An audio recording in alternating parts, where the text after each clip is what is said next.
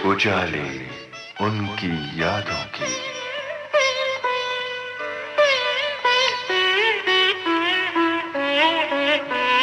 उजाले उनकी यादों की।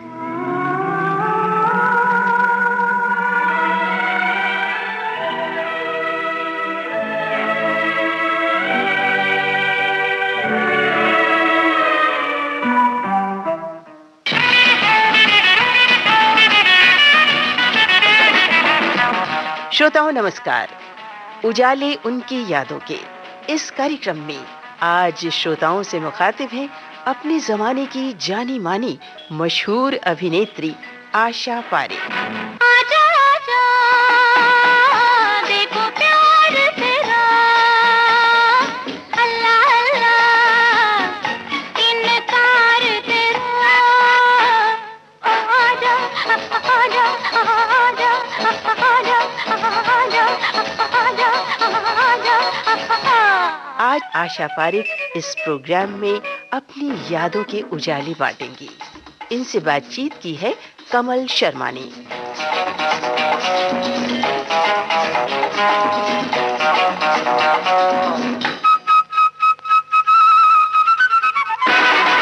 अभिनय की अपनी लंबी यात्रा में आपने बहुत सारी हिट फिल्में दी हैं। कौन सी फिल्म आपको बहुत ज्यादा अपने दिल के करीब लगती है? सभी फिल्में। अगर मुझे नहीं पसंद होता तो मैं काम ही नहीं करती उस पिक्चर में। किसमें आपको बहुत ज्यादा चैलेंजिंग लगा? चिराग में मुझे काफ़ी चैलेंजिंग लगा क्योंकि मैं एक ब्लाइंड गर्ल का रोल कर रही थी। तो उस वक्त क्रिटिक्स यही सोचते थे कि मैं एक ग्लैमर गर्ल हूँ, और चैलेंज इसलिए हुआ क्योंकि एक्टिंग करने का बहुत स्कोप था। तेरी आँखों के सिवा दुनिया में रखा क्या है? तेरी आँखों के सिवा दुनिया में रखा क्या है? ये उठे सुबह चले, ये झुके शाम ढले, मेरा जीना मेरा मरना इन्हीं पलकों के तले। तेरी आँखों के सिवा दुनिया में रखा क्या है?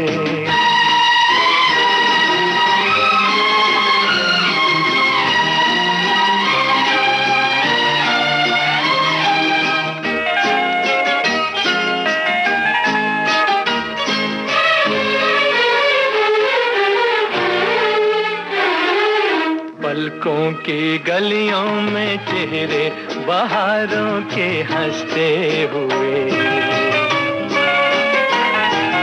ऐ मेरे ख्वाबों के क्या क्या नगर इनमें बसते हुए। पलकों की गलियों में चेहरे बहारों के हंसते हुए, ये उठे सुबह चले, ये झुके शाम ढले, मेरा जीना मेरा मरना इन्हीं पलकों के तले। तेरी आँखों के सिवा दुनिया में रखा क्या है?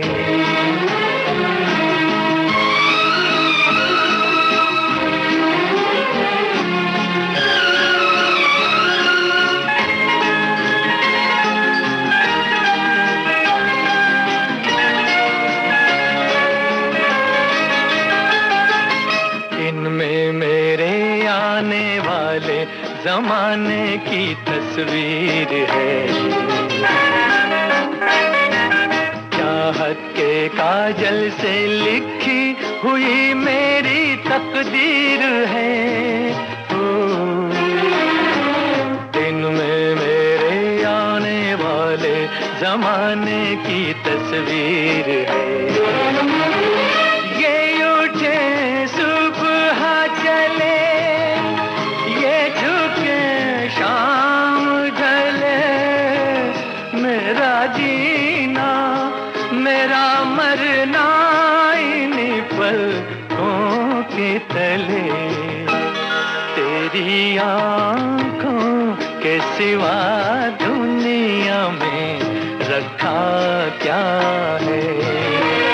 ये उठे सुबह चले, ये झुके शाम ढले, मेरा जीना मेरा मरना इन्हीं पलकों के तले तेरी आंखों के सिवा दुनिया में रखा क्या है।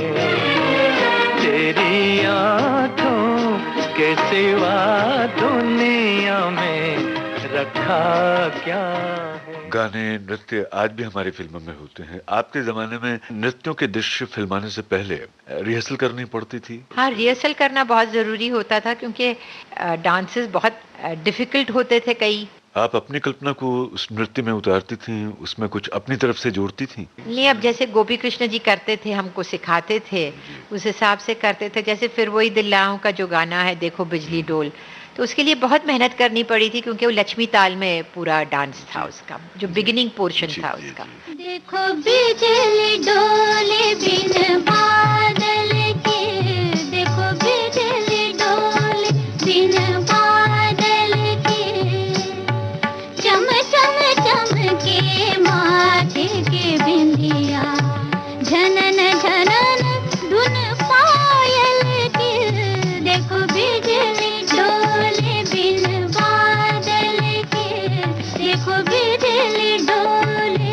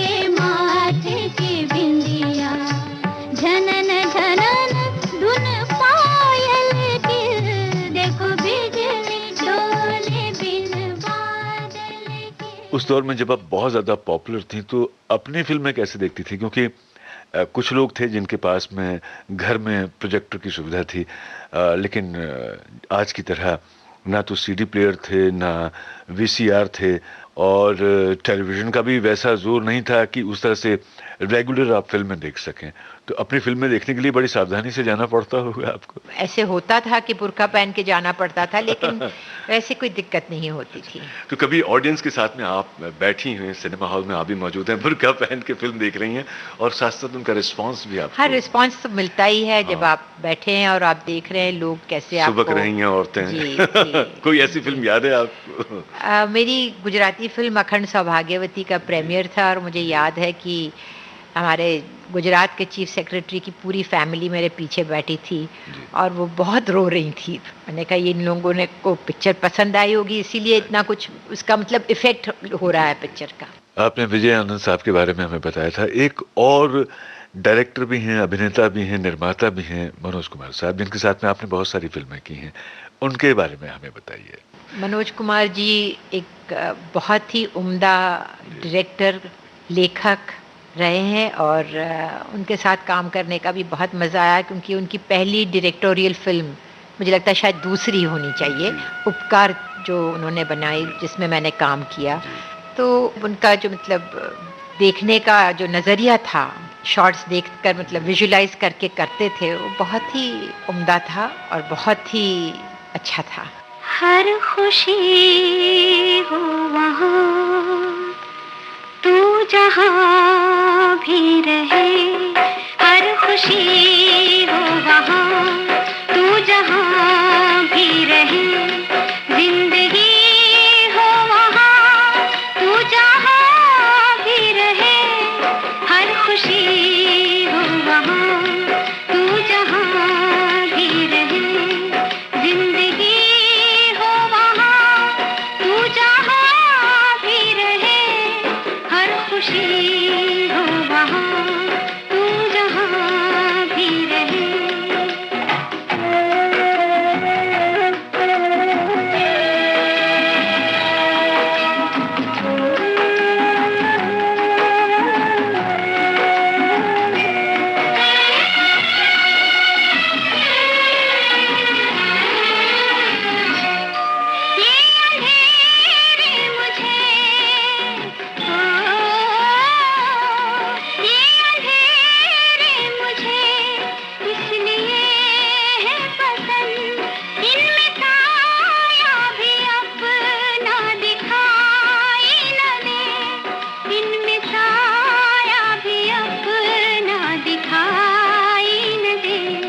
रोशनी हो वहाँ, रोशनी हो वहाँ, रोशनी हो वहाँ तू जहाँ भी रहे, जिंदगी हो वहाँ तू जहाँ भी रहे, हर खुशी हो वहाँ तू जहाँ भी रहे।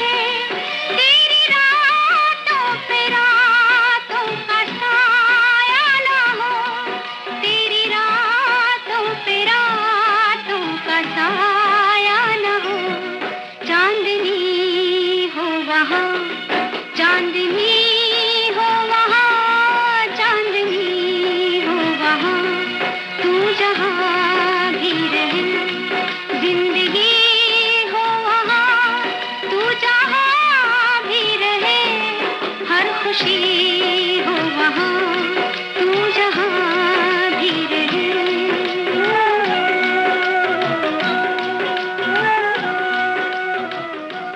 कारमा का हम जिक्र करना चाहेंगे, बहुत कामयाब फिल्म रही, उसका भी संगीत बहुत पॉपुलर है।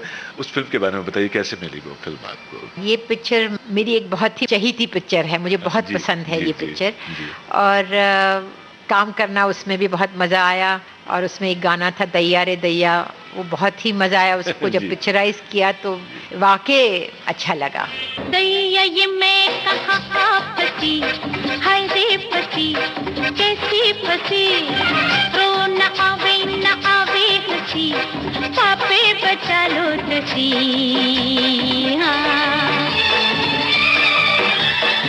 दैया ये मैं कहाँ फंसी, हाय रे फंसी, कैसी फंसी, रो न आवे हंसी, पापे बचा लो दसी।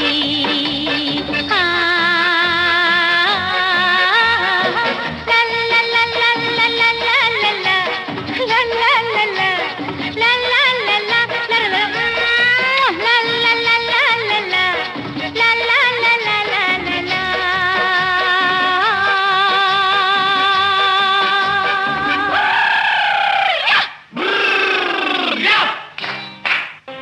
हिंद जी का हम जिक्र करेंगे, उनके साथ में भी आपकी बड़ी फिल्में आई हैं। आए दिन बाहर के मेरी पहली पिक्चर थी धर्मेंद्र जी के साथ, और बहुत ही डाउन टू अर्थ इंसान है। पहली बार जब हमने काम शुरू किया था तो मैं थोड़ी सी अनकंफर्टेबल ज़रूर थी, लेकिन जब वो सेट पे आए और उनके साथ काम करना शुरू किया तो बहुत ही अच्छा लगा। ये कली जब तलक फूल बन के खिले, इंतजार इंतजार इंतजार करो, इंतजार करो। ये कली जब तलक फूल बन के खिले, इंतजार इंतजार इंतजार करो, इंतजार करो। इंतजार वो भला क्या करे तुम जिसे बेकरार बेकरार बेकरार करो, इंतजार करो।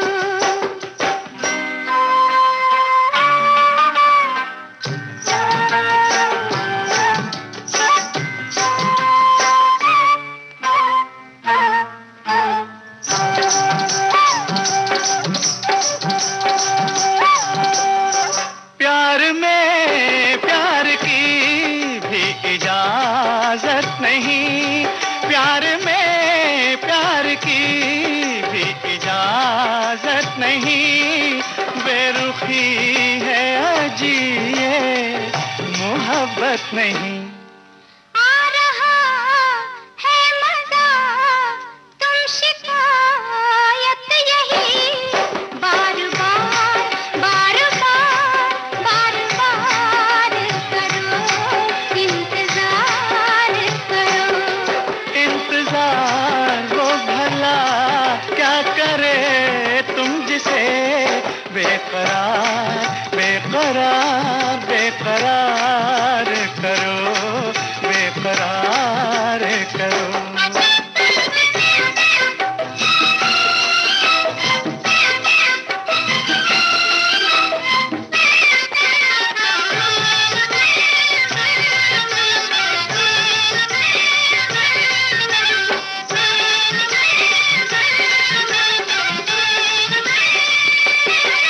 हुस्न पे कातर होने वाला नहीं,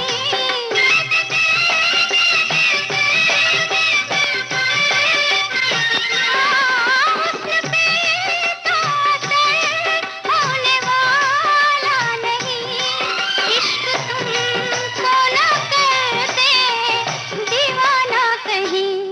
है ये दीवानगी भी कबूल तुम मगर हमसे प्यार हमसे प्यार हमसे प्यार करो, हमसे प्यार करो।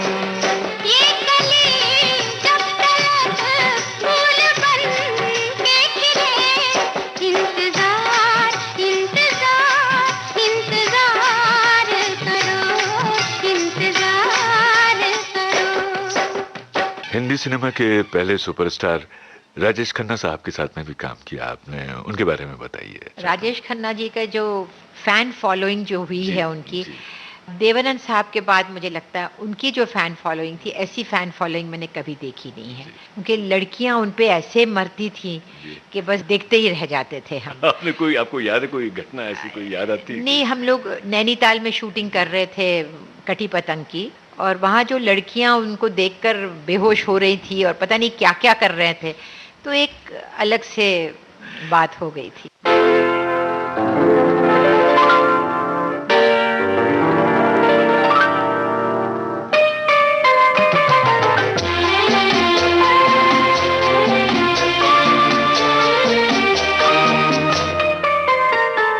प्यार दीवाना होता है, मस्ताना होता है, हर खुशी से हर गम से बेगाना होता है। प्यार दीवाना होता है, मस्ताना होता है, हर खुशी से हर हर गम से बेगाना होता है।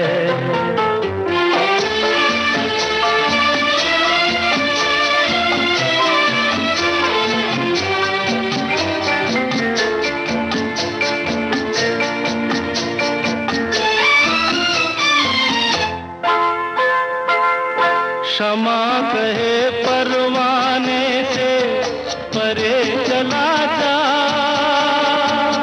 मेरी तरह जल जाएगा यहाँ नहीं आ। क्षमा कहे परवाने से परे चला जा, मेरी तरह जल जाएगा यहाँ नहीं आ। वो नहीं सुनता उसको जल जाना होता है।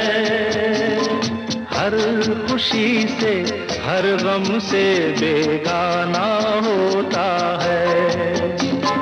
प्यार दीवाना होता है, मस्ताना होता है। हर खुशी से हर गम से बेगाना होता है।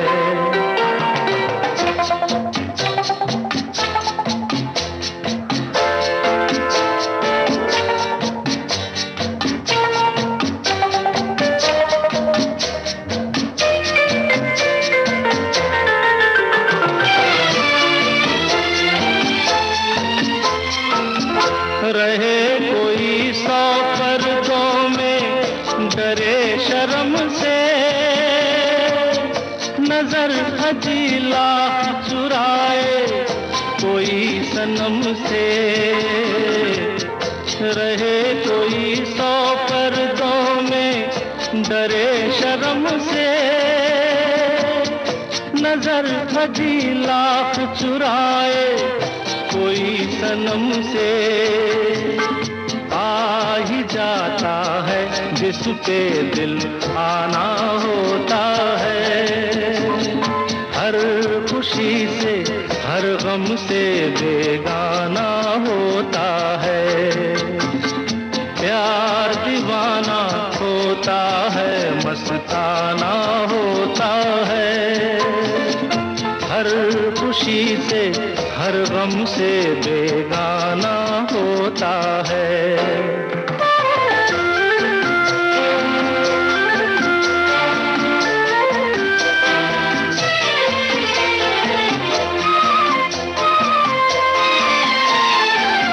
सुनो किसी शायर ने ये कहा बहुत खूब, मना करे दुनिया लेकिन मेरे महबूब। सुनो किसी शायर ने ये कहा बहुत खूब, मना करे दुनिया लेकिन मेरे महबूब।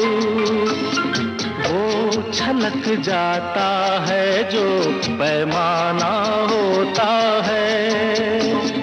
हर खुशी से हर गम से बेगाना होता है। प्यार दीवाना होता है, मस्ताना होता है। हर खुशी से हर गम से बेगाना होता है। ऐसी फिर एक दूसरे और मेगा स्टार की एंट्री होती है जंजीर के बाद में, वो भी इंडियन सिनेमा की धारा मोड़ के रख देते हैं अमिताभ बच्चन। एक ही फिल्म उनके साथ की, जी। कालिया फिल्म की। और इतने डिसिप्लिन्ड इंसान, इतने मतलब करेक्ट चीज़ करनी है जो उन्हें वो करते हैं। और उनके साथ काम करने का बहुत मज़ा आया। मतलब टाइम पे आना, टाइम पे काम करना एक बहुत बड़ी बात है।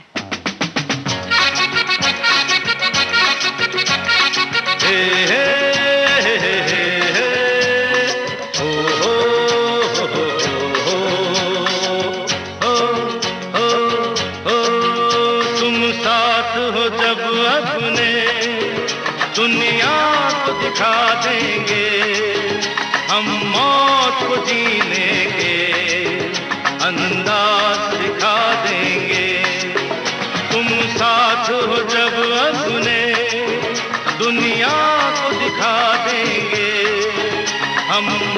मौत को जीने के अंदाज दिखा देंगे।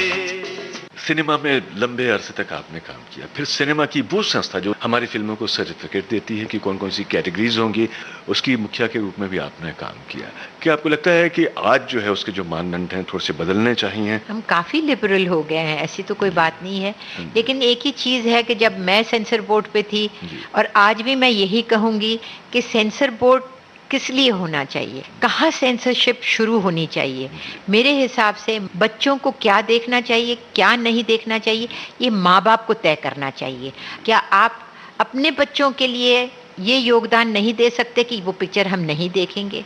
इस सर्टिफिकेट की पिक्चर क्यों देखनी चाहिए आप लोगों को? तो सेंसर बोर्ड के लिए आप जो भी कहेंगे, मैं ये कहूँगी कि censorship starts with the mother and father. अगर माँ बाप सेंसरशिप करते हैं तो करेक्ट है। आज इंटरनेट पे क्या कुछ नहीं आता, सब कुछ देखने मिलता है, तो सेंसरशिप तो काफ़ी लिबरेट हो गई है और शर्मिला जी बहुत अच्छा काम कर रही हैं। मतलब आपका कहना है कि हम खुद सबसे पहले तो अपने अंदर अपने आप को एक जज बनाएं और अपने से शुरुआत करें कि हमें क्या देखना है क्या नहीं। हम खुद डिसिप्लिन होंगे तो हमें फिर इस तरह की चीज़ों की चिंता ही नहीं। हाँ, फिर सेंसर बोर्ड का काम आसान हो जाता है ना। और एक चीज़ और है कि हमें अपशब्द क्यों दिखाने चाहिए स्क्रीन पे। एक मुझे अपशब्द पे ये है कि नहीं होना चाहिए। आपने फिल्म इंडस्ट्री के जो कलाकार हैं उनके वेलफेयर से जुड़ी जो संस्थाएं उनमें भी आप एक्टिव रही हैं। सिने आर्टिस्ट एसोसिएशन की मैं प्रेसिडेंट रही 6 साल। हमारा दफ्तर फेमस में हुआ करता था, तो फिर वहाँ से हमने शिफ्ट किया। हमने एक नया बड़ा सा दफ्तर ख़रीदा। लेट अमजद भाई प्रेसिडेंट जब बने तो उन्होंने कहा कि आशा तुम कोऑप्ट हो जाओ। मुझे बहुत इंटरेस्ट था नहीं उस वक्त, लेकिन उन्होंने कहा नहीं, हमें चाहिए कि आप हमारे साथ रहें। उसके बाद जब अमजद भाई प्रेसिडेंट थे, उन्होंने सिने आर्टिस्ट वेलफेयर ट्रस्ट करके उन्होंने एक ट्रस्ट बनाया जिसमें दिलीप कुमार साहब, सुनील दत्त साहब, अमरीश पुरी जी, मैं, चंद्रशेखर जी, दारा सिंह जी, हम लोग सब ने मिलकर ये ट्रस्ट बनाया। अफसोस की बात है कि अमजद भाई का देहांत हो गया और उसके बाद दत्त साहब प्रेसिडेंट थे और हम चाहते थे कि हमारी एक बिल्डिंग बने जिसको हम एक्टर्स बिल्डिंग कहें। तो उसके लिए काफ़ी अमरीश पुरी जी ने मेहनत की और हम लोगों ने गवर्नमेंट से कोई ज़मीन भी ली हुई है। और अब जो प्रेसिडेंट बने हैं अपने जॉनी लीवर साहब, उम्मीद है कि वो जल्दी से ये बिल्डिंग बनाए और ये एक्टर्स की बिल्डिंग बने। सिनेमा के जरिए, अपनी जो फिल्मों के जरिए बाहर जाने का आपको कभी मौका मिला? कभी हाँ, फॉरेन तो काफ़ी गए। मैं अपना डांस ट्रूप लेके बहुत सारी दुनिया घूम के आए। अच्छा, कैसा? बहुत ही अच्छा रहा। हम लोगों ने इमेज ऑफ इंडिया जो है वो लेकर हम कल्याण आश्रम ट्रस्ट के लिए 21 शोज़ इंग्लैंड में किए, 9 शोज़ कॉन्टिनेंट पे किए और वहाँ से हम 4 एम्बुलेंसेस भी ले आए जो आदिवासियों के लिए थे। और अमेरिका गए, हमने वहाँ भी परफॉर्म किया और बहुत अच्छा रहा। अच्छा जी, तो एक तरफ ये जो एक्टिंग है और दूसरी तरफ एक बहुत ही अलग रूप है आपका जो लोगों के लिए दर्द बांटने वाला है, उनकी चिंताओं में शामिल होने वाला है। वो लोग खासतौर से बहुत ही कामयाब लोगों की नज़र जिनकी तरफ जाती भी नहीं है और आप लगातार उनके लिए काम कर रही है। इसके लिए किस बात ने आपको बहुत ज़्यादा इंस्पायर किया? मुझे लगता है ये हमारे दादाजी के आशीर्वाद है, क्योंकि दादाजी भी काफ़ी कुछ करते रहते थे। गांव में हमारा मंदिर है, हमारा अस्पताल है और मेरी माताजी जो थी वो एक सोशल वर्कर थी। 1942 की मूवमेंट में she was a freedom fighter. और ये है कि जब 1942 की मूवमेंट चल रही थी तो वो मोर्चा लेके निकली थी और वो तो अच्छा हुआ कि हमारे चाचा जी ने उन्हें देखा और उन्होंने कहा कि तुम, आपको ससुर जी बुला रहे हैं। तो वहाँ से निकल आना पड़ा उनका और मेरा जन्म उसके बाद हुआ, नहीं तो शायद मेरा जन्म जेल में होता। उसके बाद वो सोशल वर्क करती रही और हॉस्पिटल से जुड़ी हुई थी जो एक 10 बेडेड हॉस्पिटल था उस वक्त। तो ये मुंबई में भी आपने जो एक हॉस्पिटल की शुरुआत की, मैं उसी की बात कर रही हूँ। अच्छा। और अब जाके वो 110 बेडेड हॉस्पिटल है और उसको BCJ हॉस्पिटल कहते हैं, लेकिन लोग उसे आशा पारेख हॉस्पिटल कहते हैं। तो अभी भी आप उस हॉस्पिटल की गतिविधियों से जुड़ी हैं? बिल्कुल मैं हॉस्पिटल की ट्रस्टी हूँ और अभी भी हम काम करते हैं अस्पताल के लिए, अस्पताल को आगे बढ़ाना चाहते हैं, तो हमारे अस्पताल के पास एक नया प्लॉट है, उसको हम हॉस्पिटल एक्सपैंड करना चाहते कोई हैं। ऐसा केस आया जिसमें कोई आदमी बहुत गरीब है, उसके पास पैसे नहीं है इलाज करवाने के लिए, ऐसे किसी व्यक्ति की कभी कोई मदद आपके हॉस्पिटल ने की? ऐसे बहुत सारे करते ही रहते हैं, क्योंकि ये अस्पताल जो है ये गरीबों के लिए भी है, अमीरों के लिए भी है, और जो गरीब पेशेंट है उसको काफ़ी कुछ हम मदद करते हैं, क्योंकि डोनेशंस आते हैं तो वो नेचुरली हमें फ्री करना पड़ता है। और आपकी एकेडमी भी अभी एक्टिव है जो डांस की? ये डांस एकेडमी मैं नहीं चला रही हूँ, क्योंकि 1990 में मेरी मदर बहुत बीमार हो गई और वो गुजर गई, तो उसके बाद सब छूट गया मेरा। परिवार में सबसे किसके करीब थी आप? माँ के? माँ, पिताजी, इकलौती बेटी थी तो टॉम बॉय थी? हाँ। शैतानियाँ तो करती थी मैं, क्योंकि स्कूल में फ्लोरा फाउंटेन जाती थी पढ़ने के लिए, जेबी पेटेट हाई स्कूल में मैंने पढ़ाई की है, तो सांता क्रूज से फ्लोरा फाउंटेन रोज सुबह जाना आना होता था। कैसे जाती थी आप? पहले तो मैं बस से जाती थी, फिर हमारे फ्रेंड्स जो थे वो ट्रेन में जाने लगे, तो उन्होंने कहा भाई हम बस में नहीं आएंगे, तो मैंने कहा मैं अकेली क्यों बस में जाऊं, तो चलो मैं तुम्हारे साथ ट्रेन में जाऊंगी, तो ट्रेन में चली जाती थी मैं। ऐसी कौन सी इच्छा है जिसके पूरा ना हो पाने का आपको मलाल है? वो तो सभी चीज़ों में ऐसे लगता है कि काश मैंने ये किया होता, काश मैंने वो किया होता। जैसे मैं डॉक्टर बनना चाहती थी, डॉक्टर नहीं बन पाई, मेरा डांस छूट गया क्योंकि मुझे थोड़ी सी बैक प्रॉब्लम हो गई, तो लोगों को जब डांस करते देखती हूँ तो मेरा मन करता है काश मैं डांस कर सकती, लेकिन कर नहीं पाती। किस फिल्म में अपना किया गया नृत्य आपको सबसे ज्यादा पसंद आया और चुनौतीपूर्ण भी लगा? जैसे मैंने आपको बताया कि देखो बिजली डोल जो गाना था, बहुत ही उम्दा गाना था, और उसे परफॉर्म करने में भी बहुत तकलीफ हुई थी, क्योंकि वो 2 मंजीरे थे, उस पे से एक मंजीरे से दूसरे मंजीरे पर कूद कर जाना, वापस आना, डांस करना, तो वो एक तो गाना भी बहुत सुंदर था, और वो लक्ष्मी ताल में बिगिन होता है, शुरू होता है, तो बहुत अच्छा लगा। आज से कई दशक पहले इस तरह की फिल्में बहुत आती थी जो नृत्य प्रधान हुआ करती थी, या जिनमें नृत्यों को प्राथमिकता दी जाती थी, खासतौर से शास्त्रीय नृत्यों की अगर हम बात करें। लेकिन आजकल तो उस तरह की फिल्में हमें बहुत कम देखने को मिलती हैं, एक तरह से वो बहुत ही रेयर हो गई हैं। ग्लोबलाइजेशन की वजह से हाँ जी, हम लोग बहुत वेस्टर्नाइज्ड हो गए हैं, हमारे कपड़े, हमारे डांस, हमारा म्यूजिक अलग हो गया है। आप मिस करती हैं उनको फिल्मों में? हाँ, मिस ज़रूर करती हूँ, क्योंकि जो लिरिक्स पहले की होती थी, ये नहीं कि नहीं है, आजकल भी जावेद साहब जैसे लिखते हैं, अभी प्रसून जोशी जी जो लिखते हैं तो बहुत उम्दा लिखते हैं, लेकिन जो वो बात थी, आज हम लता जी की कैसेट देख रहे थे और उसमें मजरू साहब ने एक शेर कहा, और इतना उम्दा शेर था कि बस सुनकर वाह वाह हो गया। भारतीय फिल्म संगीत की 2 बड़ी हस्ती लता जी ने और आशा जी ने आपके लिए कई फिल्मों में पार्श्व गायन किया है, कैसा लगता है, क्या कहेंगी उनके बारे में? बहुत अच्छा लगता है, ऐसे लगता है कि बस वो एक गोल्डन एरा था, और लता जी के लिए या आशा जी के लिए मैं क्या बोलूं, मेरे पास तो शब्द ही नहीं है उनके लिए बोलने के लिए। लेकिन ये ज़रूर कहूँगी कि उस ज़माने में रिकॉर्डिंग जब होती थी तो गाना एक ही टेक में होता था, म्यूजिशियंस के साथ होता था, तो ये बहुत कठिन चीज़ थी, आसान नहीं था, क्योंकि अगर म्यूज़िक कोई भी इंस्ट्रूमेंट अगर किसी ने गलत बजाया तो उनको रीटेक करना पड़ता था। तो ये आशा जी या लता जी एक ही टेक में विथ म्यूजिशियंस गाती थी, ये तो मतलब कमाल की चीज़ है, ये तो हमने आज तक अब तो देखा ही नहीं है। क्योंकि एक म्यूजिशियन आता है, वो बजाता है चला जाता है, दूसरा आता है अब बजाता है चला जाता है, और फिर आर्टिस्ट आके गा के चला जाता है।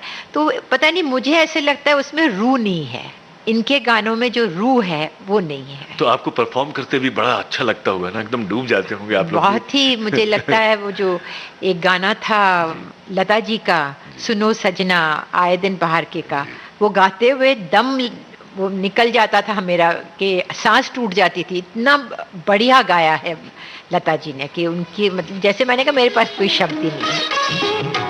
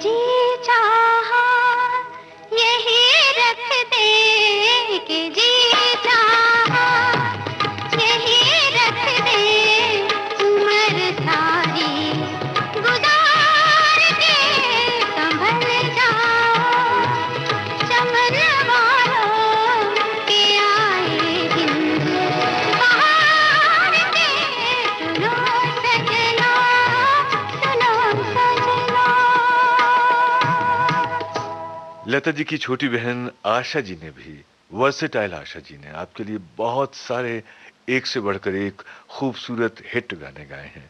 उनका कौन सा गाना आपको बहुत ज्यादा पसंद है? मेरे सनम का गाना जाइए आप कहाँ जाएंगे, वो गाना जो आशा जी ने गाया है, वाह बहुत ही अच्छा।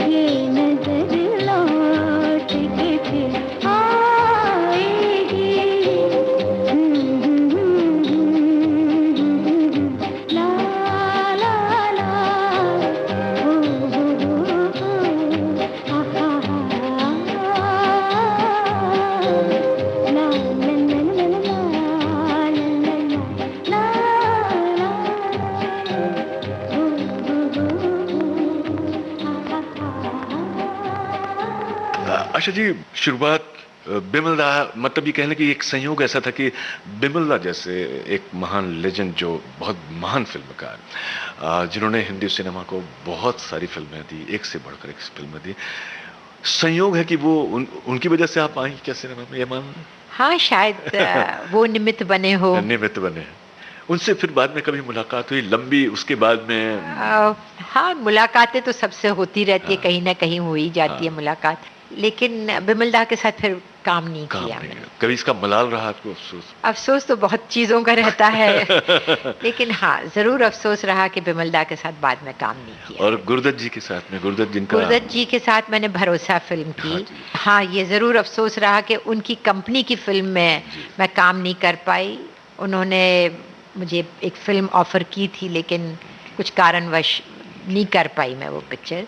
लेकिन गुरुदत्त जी के साथ भरोसा में मैंने काम किया, और हमारे डायरेक्टर बीमार हो गए थे, तो एक सीन उन्होंने डायरेक्ट किया था, तो मौका भी मिल गया मुझे कि एज ए डायरेक्टर उनके साथ काम कर। बहुत ही अच्छे इंसान थे। पहले तो मतलब मैं डरी हुई थी कि मैं गुरुदत्त जी के साथ काम कर रही हूँ और उसके बाद जब उनके साथ बातचीत करना शुरू किया तो ऐसे लगता था, उनका नेचर ऐसे था एक छोटे बच्चे की तरह। तो कई बार कुछ झगड़ा होता था। हम लोग त्रिवेंद्रम में शूटिंग कर रहे थे, तो वहाँ से हमको कोयलॉन से किसी ने काजू के डब्बे दिए थे, तो वो काजू के डब्बे लेकर मैं खड़ी थी, तो मैंने रखा हुआ था, आए मैं ले जाऊंगा, उठा के ले गए। मैं कहा ऐसे कैसे ले जाएंगे, आपको दिया हुआ है, आप मेरा दे दीजिए। तो वो झगड़ते रहे एयरपोर्ट पे, ऐसे लग रहा है एक छोटा बच्चा हम झगड़ा कर रहा है। तो ये उनकी मतलब खासियत थी कि एक बहुत ही उम्दा इंसान थे वो। लेकिन इस पूरे करियर में आपको सबसे ज्यादा जिसके साथ में आपको लगता था कि आपकी केमिस्ट्री बहुत अच्छी रही है और इंटरेक्शन जिनके साथ में आपको बहुत एट ईज आपने हमेशा महसूस किया, ऐसे कौन से कलाकार थे? वैसे तो सबके साथ काम करने का बहुत मजा आया, लेकिन शम्मी कपूर जी के साथ काम करने का बेहद मजा आया, क्योंकि सबसे पहली फिल्म मैंने उनके साथ। कोई यादगार सीन, कोई यादगार घटना? एक तो मुझे गाना आता नहीं था, तो मैं बहुत ही बेसुरा गाती थी, तो वो हर वक्त शॉट के बाद बोले गाना मत, तुम गाना गाती हो, मुझे हंसी आती है, तुम इतना बेसुरा गाती हो। तो इस तरह से मजाक चलता रहता था हम लोगों का। निर्देशन की तरफ फिर आप कैसे मुड़ी? मैं शूटिंग कर रही थी उस्ताद पिक्चर की, और मेरे भाई साहब परेश दरू जो एक आर्ट डायरेक्टर है, उन्होंने आके कहा क्या तुम यहाँ बैठी हुई कुछ कर नहीं रही हो, तुम टेलीविज़न में कुछ करो। डायरेक्शन करने का शौक़ बहुत था, तो मैंने कहा अच्छा चलिए गुजराती सीरियल बनाते हैं, अगर मुझे ठीक लगा तो हम आगे बढ़ेंगे। तो गुजराती सीरियल ज्योति बनाई, 13 एपिसोड थे उसके, और वो बहुत बहुत बड़ी हिट हुई गुजरात में। उसके बाद हमें दूरदर्शन ने एक्सटेंशन दिया दूसरे 13 एपिसोड के लिए।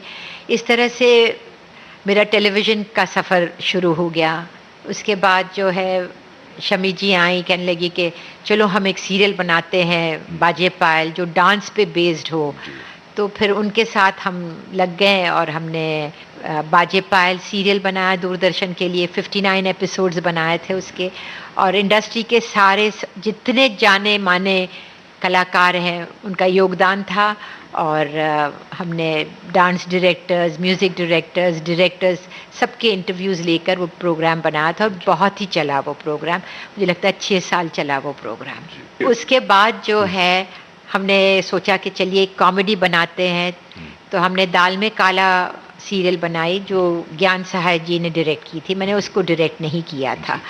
उसके बाद मेरे हाथ में कोरा कागज़ की स्क्रिप्ट आई, और मैंने कहा कि ये मैं डायरेक्ट करूँगी, और कोरा कागज़ मैंने डायरेक्ट की, प्रोड्यूस भी की, और वो बहुत बड़ी हिट हुई। तो एक जब इतनी अपनी लंबी यात्रा का निचोड़ आपने, जाहिर है कि उस डायरेक्शन में भी आपने उसको इस्तेमाल किया और बहुत ही कलात्मक ढंग से उसको पेश भी किया। आपकी फिल्में देख करके बहुत सारे लोगों के जीवन की दिशा और दशा बदल गई। आपके टेलीविज़न सीरियल देख करके बहुत सारे लोग इंस्पायर हुए। लेकिन जब हम आज का टेलीविज़न देखते हैं तो एक अजीब सी भद्दी सी होड़ ऐसा लगता है कि मची हुई है। और जो खास तौर से जिस स्त्री की हम बात करते हैं, क्योंकि हमारे यहाँ स्त्री को एक बहुत बड़ी शक्ति माना जाता है, परिवार की धुरी होती है, लेकिन एक तरफ स्त्रियां भी कहती हैं कि साहब ये क्या हो रहा है, और वो सीरियल में काम भी करती हैं उस तरह के सीरियल में। और ख़ास तौर से वो सीरियल्स जो उसकी इमेज को तार तार करने पर तुले हुए हैं, हमारे ख़ास तौर से बहन की और या माँ की या भाभी की जो एक इस तरह की जो इमेज है, टेलीविज़न देखने के बाद में हमें लगता है कहीं से भी उससे मेल नहीं खाती। और माफ कीजिए, किसी पत्रकार ने बहुत कहा था कि हिंदुस्तानी सीरियल देखने के बाद में ऐसा लगता है कि यहाँ की औरतें सिर्फ और सिर्फ वैम्प हैं, वो घर तोड़ने का ही काम करती हैं। लेकिन देखती सब औरतें हैं। टीआरपीज होंगी जी। वैसी सीरियल की तो वो चलेंगी। तो टीआरपी में आप भी बिलीव करती हैं? टीआरपीज है, अब क्या करेंगे हम, बिलीव करें ना करें, शायद फेक हो नी फेक हो, लेकिन टीआरपी पे ही तो सब कुछ चलता है। लेकिन इस तरह के जो सीरियल हैं इसका समर्थन करेंगे आप? जो इस तरह समर्थन का सवाल नहीं है, मैं देखूं नहीं, हाँ। लेकिन बाकी औरतें तो देख ही रही है ना। आपको अभी हाल में आपने हॉलीवुड की कौन सी फिल्म जो आपको बहुत ज्यादा अपील की देखी? हार्ड रॉक बहुत अच्छी पिक्चर थी। देखिए, हमारे यहाँ ना पिछले दिनों कुछ समय में ऑस्कर को लेकर के एक जबरदस्त होड़ सी मची है। क्या हमारे लिए ऑस्कर इतना जरूरी है कि हम उसके लिए कुछ भी करें, या ऑस्कर या अल्टीमेट है? बिल्कुल नहीं, वहाँ भी बहुत कुछ गोलमाल होता है।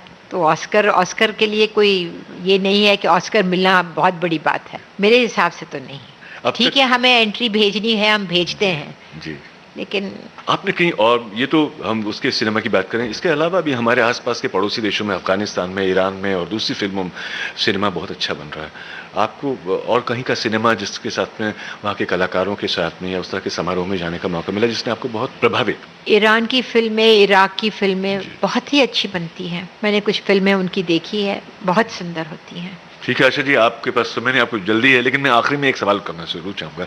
रीमिक्स, क्योंकि अगर हम विविध भारती की बात करते हैं तो हम ये कोशिश करते हैं कि हमारे जो कुछ आपकी फिल्मों का, लता जी ने जो गाया, आशा जी ने, रफ़ी साहब ने, किशोर दा ने, ओरिजिनल होता है। हम उसकी मर्यादा की रक्षा करने की कोशिश करते हैं कि हम अपने श्रोताओं को वो म्यूज़िक दें जो प्योर है, और उसके साथ में जो खिलवाड़ हुआ है हम वैसा म्यूज़िक ना सुनवाएं। लेकिन आज रीमिक्स चल रहा है, बिजनेस के नाम पर कुछ भी हो रहा है। आप रीमिक्स का कितना समर्थन करते हैं? क्या लगता है कि आपको ये म्यूजिक को विकृत कर रहा है या म्यूजिक को और अच्छा बढ़ा रहा है आगे? नहीं, वैसे तो नहीं, मतलब अब रीमिक्स ये है कि वो सारा कुछ फास्ट बीट पे चला जाता है, वो बीट्स जो है वो बिल्कुल ही इलेक्ट्रॉनिक होता है, तो अब क्या कहें, उसकी जो मिठास है वो तो चली ही जाती है। मुझे लगता है आप भी एग्री करेंगे इस बारे में। इसलिए तो हम कह रहे हैं कि जो अच्छा म्यूजिक है वो तो कालजयी होता है, और आपका जो संगीत है, आपकी फिल्मों का संगीत, जब मैं नाम देखता हूँ तो एक से बढ़कर एक, मुझे लगता है कि मैं कौन सी फिल्म छोड़ूं। मैं बहुत सारी फिल्मों पे बात करना चाह रहा था आपसे, और आपकी हर फिल्म का संगीत, खासतौर से गाने उनके आज भी बहुत प्यार से सुने जाते हैं। और हमारे, मैं समझता हूँ कि वो गोल्ड कलेक्शन जिसकी हम बात करते हैं उसमें आपकी फिल्मों का म्यूजिक शामिल होता है, और जाहिर है कि उसका क्रेडिट उन संगीतकारों को भी जाता है, उन गीतकारों को जाता है, बिल्कुल, जिन्होंने उन्हें रचा। आखिर में इस प्रोग्राम में कौन सा गाना आप डेडिकेट करेंगे हमारे सुनने वालों को? वैसे तो एक गाना है जिसका आप ही की फिल्म का कि अच्छा तो हम चलते हैं। जी जी, मैं वही बोलने वाली थी, अच्छा तो हम चलते हैं। आन मिलो सजना का गाना है। अच्छा तो हम चलते हैं, फिर कब मिलोगे? जब तुम कहोगे। जुमेरात को? हाँ हाँ, आधी रात को। कहाँ? वहीं जहाँ कोई आता जाता नहीं, वहीं जहाँ कोई आता जाता नहीं। अच्छा तो हम चलते हैं।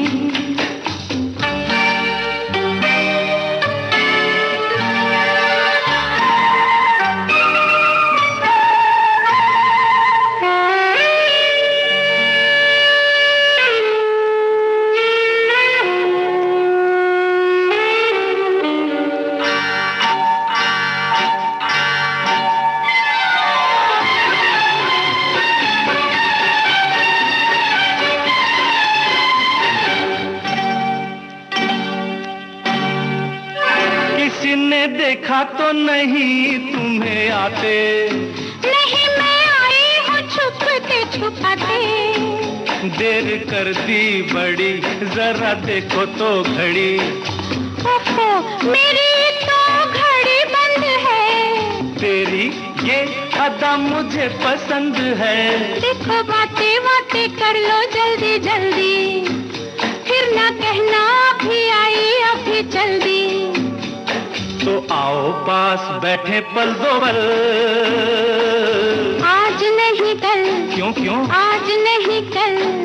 ये तो एक बहाना है, वापस घर भी जाना है।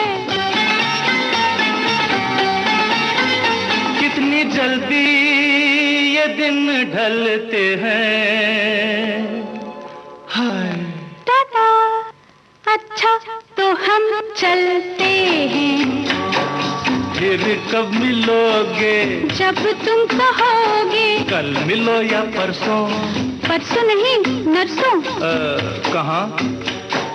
यही यहाँ कोई आता जाता नहीं। अच्छा तो हम चलते हैं।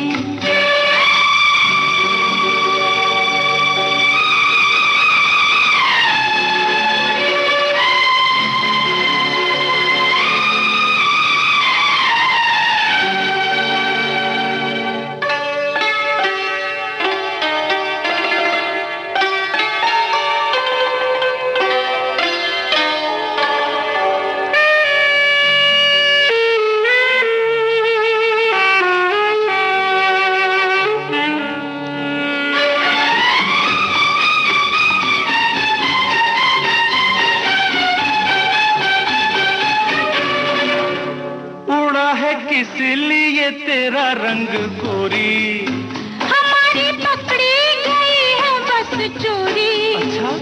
राम जाने क्या हुआ, कैसे हुआ ये गजब? मेरा चल जरा ढल गया, सारी दुनिया को पता चल गया। कैसे खेलेंगे अब आँख मिचोली? ले जा आके मेरे घर से मेरी डोली। तेरे घर वाले न कर दे इनकार। सब है तैयार, सब है तैयार। सुन ले फिर दिल की फरियाद, बस बाकी शादी के बाद। पिया देखो दिए जलते हैं। अच्छा अच्छा तो हम चलते हैं। अच्छा तो हम चलते हैं। अच्छा तो हम चलते हैं। अच्छा तो हम चलते हैं। अच्छा तो हम चलते हैं।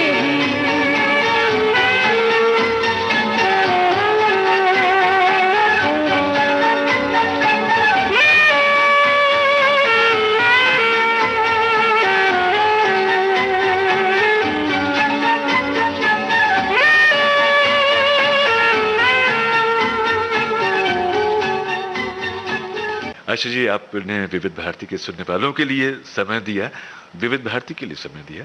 मैं अपनी ओर से, अपने तमाम सुनने वालों की ओर से, विविध भारती की ओर से तहे दिल से आपका शुक्रिया अदा करता हूँ। नमस्कार। शुक्रिया, नमस्ते।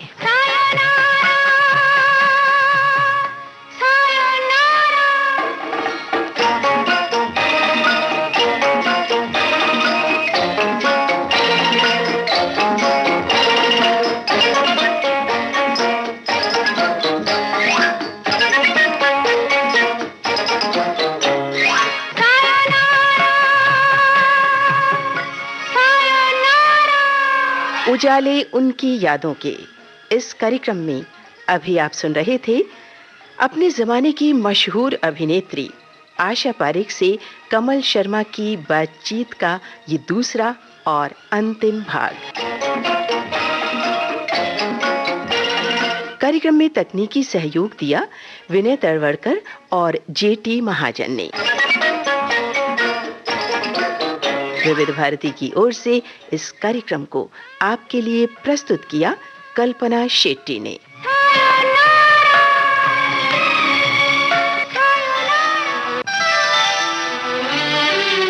उजाले उनकी यादों की।